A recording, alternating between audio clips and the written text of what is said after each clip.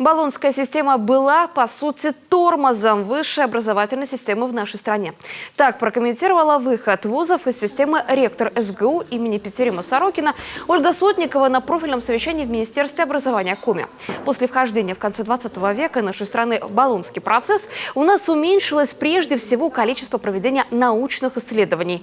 Кроме того, вузы стали ориентироваться на существующий рынок труда, а не смотреть на перспективу. Между тем, только стратегические задачи приводят к развитию образования.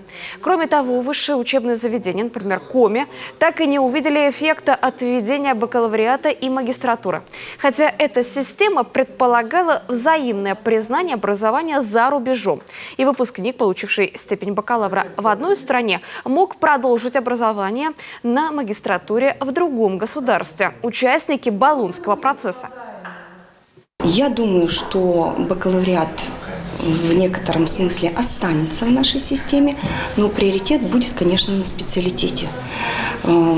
И работодателю понятно, когда он получает, держит в руках выпускника, специалиста по какой-то отрасли.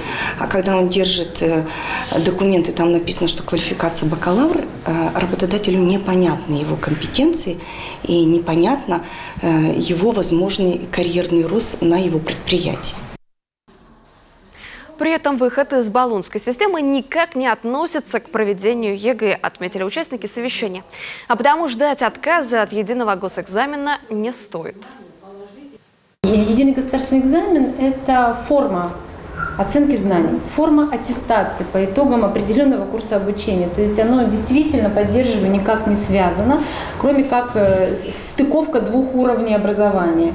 Среднего общего образования и высшего образования. Поэтому, да, наверное, действительно стоит развеять вот эти мифы, что одно с другим не связано. Единый государственный экзамен, он трансформируется, улучшается в части организации качества и, безусловно, дает уникальные возможности нашим детям поступить спокойно, просто, а сейчас еще и в электронном формате.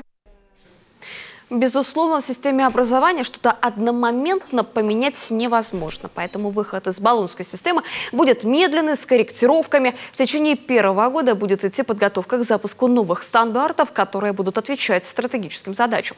По словам ректора СГУ, через 5 лет в стране будет уже своя отлаженная система, которая будет ориентирована на установки для развития наших национальных приоритетов.